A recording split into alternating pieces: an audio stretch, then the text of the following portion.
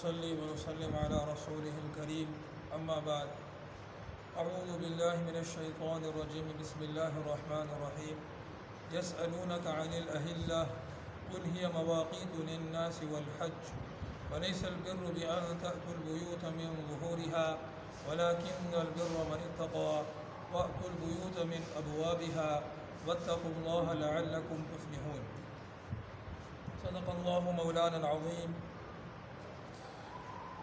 سورۃ البقرہ کی آیت نمبر 189 کی تلاوت کی گئی۔ پچھلی جو آیت تھی اس میں ایک دوسرے کے مال ناحق کھانے اور غلط فیصلے کے ذریعے سے کسی کا مال ہتھیانے اس کی حرمت کا بیان تھا، اور اس سے پہلے جو ہے وہ رمضان شریف کے اور روزے کے جو ہے احکامات مذکور تھے۔ اب دین کی جو بہت ساری چیزیں ہیں ان کا تعلق چاند سے ہے، اور رمضان کا جو مہینہ ہے اور اس کے بعد جو عید آتی ہے اس کا تعلق بھی چاند سے ہے۔ تو پچھلے درس میں بیان کیا تھا کہ رمضان کے مہینے میں روزے کی حالت میں حلال جو روزی ہوتی ہے وہ کھانے کی بھی ممانعت ہوتی ہے۔ جب رمضان گزر جاتا ہے تو روزے کی فرضیت ختم ہو جاتی ہے باقی 11 مہینوں میں، اور حلال روزی کھانا 24 گھنٹے حلال ہوتا ہے۔ ہاں، حرام کھانا پھر بھی حرام ہوتا ہے، تو اس کا بیان آیت نمبر 188 میں آیا تھا۔ اب رمضان کا پتہ کیسے چلے اور رمضان کے اختتام کا پتہ کیسے چلے، اس کا تعلق چاند سے ہے۔ تو اس آیت میں چاند کے بارے میں جو ہے وہ احکام مذکور ہے۔ یسألونک عن الأہلہ، وہ آپ سے چاند کے بارے میں سوال کرتے ہیں۔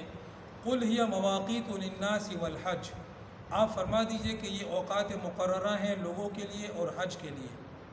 وَلَيْسَ الْبِرُّ بِأَن تَأْتُوا الْبُيُوتَ مِن ظُهُورِهَا وَلَكِنَّ الْبِرَّ مَنِ اتَّقَىٰ، اور نیکی یہ نہیں ہے کہ تم گھروں میں ان کے پچھواڑوں کی طرف سے آؤ، لیکن نیکی یہ ہے کہ کوئی شخص تقوی اختیار کرے۔ وَأْتُوا الْبُيُوتَ مِنْ أَبْوَابِهَا، اور آ جاؤ تم گھروں میں ان کے دروازوں سے۔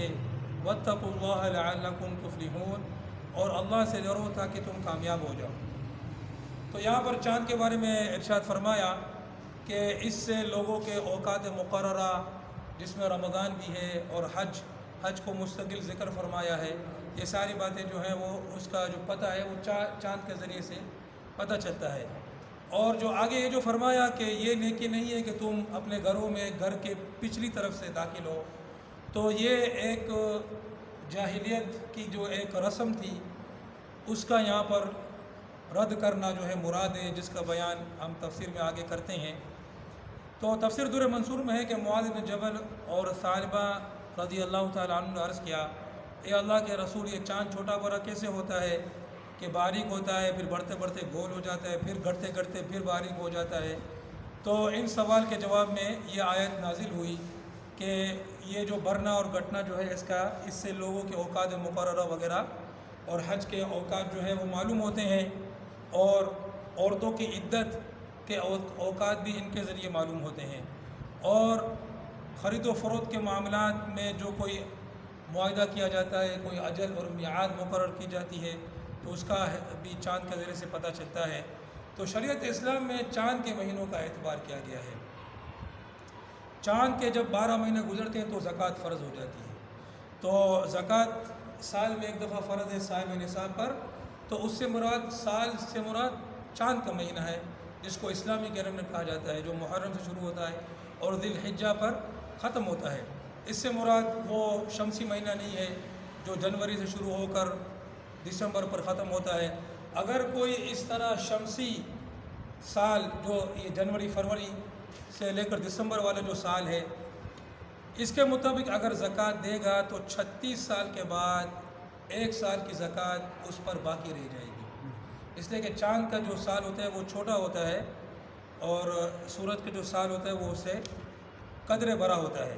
اسی طرح جس عورت کا شوہر فوت ہو جائے تو اس کی جو عدت ہے 4 ماہ 10 دن، اور اسی طرح جس عورت کو ابھی تک حیض نہیں آیا اور اس کو اس کے شوہر نے طلاق دے دی تو اس کی عدت جو 3 مہینے ہے، تو وہ بھی سب 4 مہینے 10 دن سے مراد اسلامی کیلنڈر کے 4 مہینے 10 دن ہیں، اور اسی طرح 3 مہینے جو ہیں وہ بھی اسلامی کیلنڈر کے ہیں۔ اس طرح رمضان کے روزوں کا وہ بھی چاند کے حساب سے ہی چلتا ہے، اور اسی طرح حج کے اوقات ہے، عید الاضحیٰ قربانی کی عید ہے، ان سب کا تعلق جو ہے وہ چاند سے ہے۔ ایک حدیث میں صحیح مسلم کی حدیث ہے کہ چاند دیکھ کر روزہ رکھنا شروع کرو اور چاند دیکھ کر روزے رکھنا ختم کرو، یعنی چاند دیکھ کر رمضان کو ختم کرو، اور چاند اگر نظر نہ آئے تو 30 روزوں کی گنتی پوری کر لو۔ اس طرح حج، تو چاند کا جو شریعت میں اعتبار کیا گیا اس میں ایک حکمت جو ہے وہ آسانی بھی ہے کہ چاند جو ہے وہ پورے عالم میں انسانوں کو نظر آتا ہے، عوام خواص سب جو ہیں وہ اس کو دیکھ کر پہچان لیتے ہیں۔ جب مہینہ شروع ہوتا ہے تو مغرب میں ایک باریک دھار کی طرح نظر آتا ہے، اور اس سے پتہ چل جاتا ہے کہ مہینہ جو ہے نیا مہینہ شروع ہو گیا ہے۔ طرح جب وہ جو ہے بڑھتے بڑھتے پورا بڑھ جاتا ہے، پھر گڑتے گڑتے جب بالکل ختم ہو جاتا ہے کہ ابھی پتہ چل جاتا ہے کہ مہینہ ختم ہو رہا ہے، ٹھیک ہے، اور پھر جب دوبارہ نمودار ہوتا ہے تو مہینے کا، تو اس طرح سورج میں جو سورج کے طلوع آفتاب میں ایسی کوئی نشانی نہیں ہے کہ جس سے چاند کے گڑنے بڑھنے کو معلوم کیا جا سکے، صحیح نا؟ ہاں یہ اور بات ہے کہ اب اس زمانے میں اب کیلنڈر سب جاری ہیں تو سب کو پتہ ہوتا ہے، حالانکہ اب تو حالت ایسی ہو گئی ہے کہ لوگوں کو شمسی تاریخ کا پتہ ہوتا ہے، قمری تاریخ کا پتہ نہیں ہوتا ہے، صحیح نا؟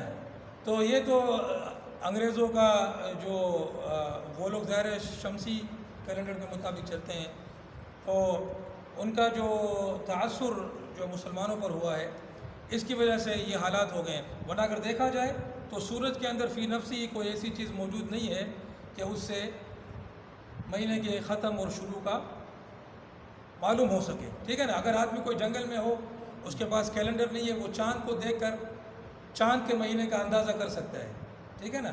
چاند کے مہینے کا وہ اندازہ کر سکتا ہے، مگر وہ سورج کے اس کو کچھ پتہ ہی نہیں ہوگا کہ کون سی تاریخ ہے کیا ہے، تو اس میں ایک آسانی بھی ہے۔ تو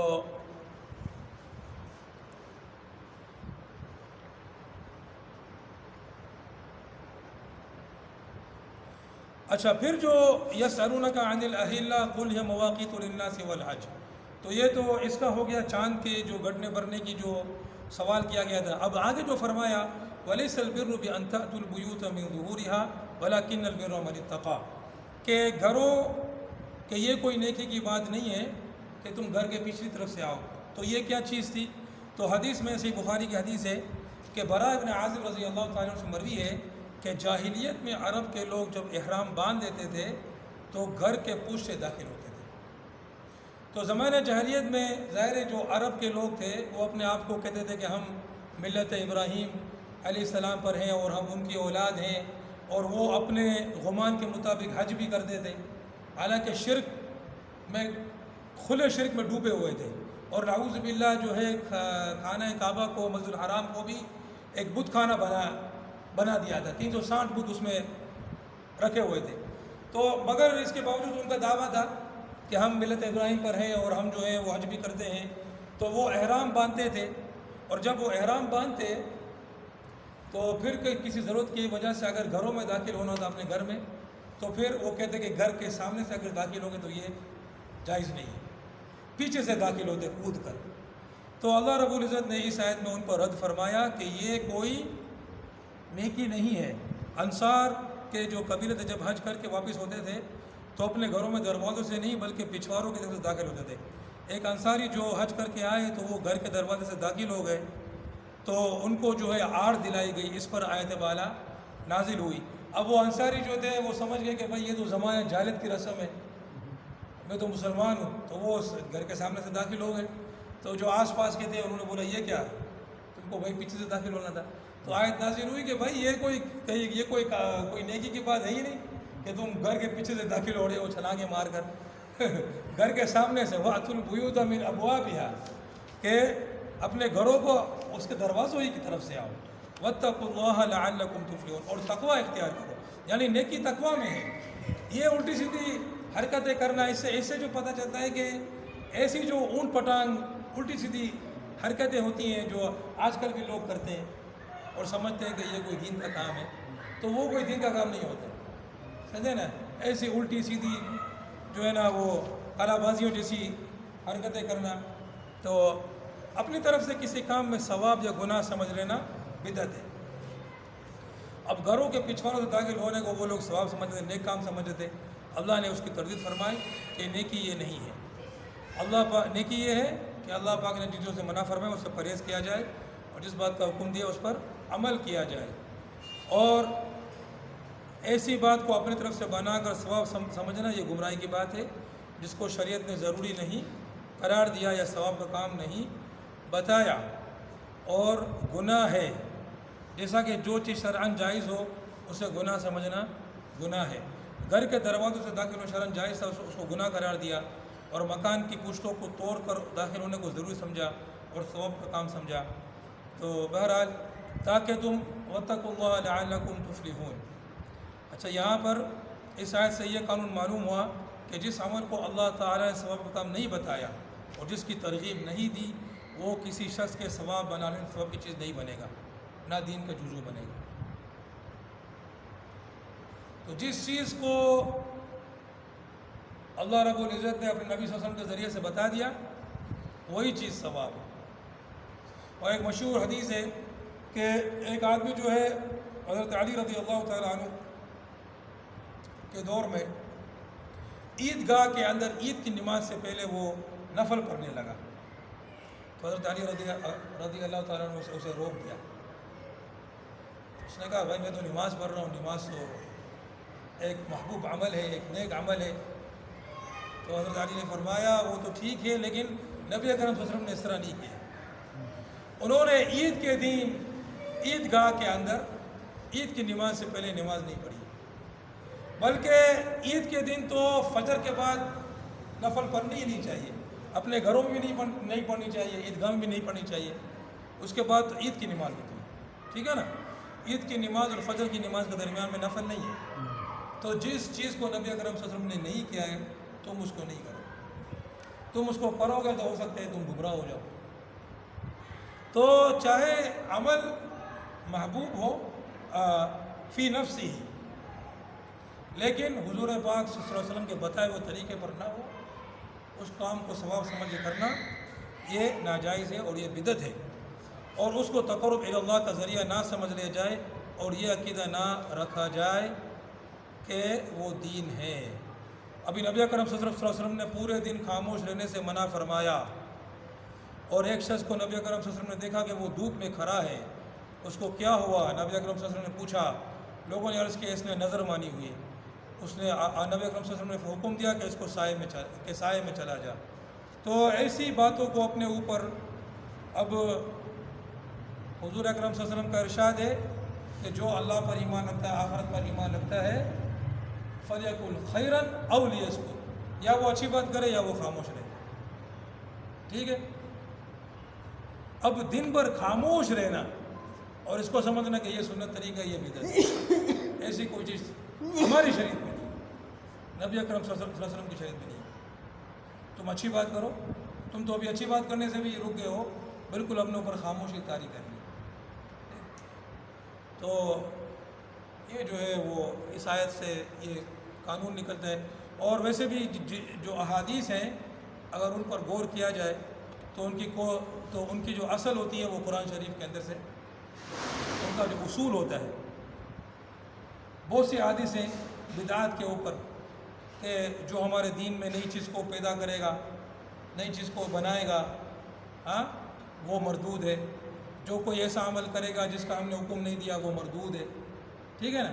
تو ایسی جو حدیثیں بدعات کی اس کا سمجھ لو گے تو ایسی جتنی بھی حدیثیں ہوتی ہیں پھر قرآن شریف میں اس کے اصول موجود ہوتے ہیں، اس کی اصل موجود ہوتی ہے. کہ قرآن شریف کی اصل سے پھر وہ بہت ساری حدیثیں جو ہیں وہ اس سے جڑ جاتی ہیں. تو یہاں پر بھی، اور ظاہر ہے اس اصل کو سمجھنا ہر کسی کا کام نہیں ہے، تو یہاں پر یہ جو ہے وہ یہ جو اصل جو ہے کہ اپنی طرف سے کوئی چیز نہیں بناؤ، جو اللہ پاک نے بتایا ہے اس پر چلو، اور جس سے منع فرمایا ہے اس سے رکو۔ اپنی طرف سے آدمی جو کچھ بناتا ہے کرتا ہے، اپنے اوپر مشکلات کو ڈالتا ہے، یہ جو ہے وہ نہ تو اس سے اس کو کوئی فائدہ ہوتا ہے بلکہ الٹا نقصان ہی ہوتا ہے۔ اللہ پاک ہمیں جو ہے عمل کرنے کی توفیق عطا فرمائے۔ وآخر دعوانا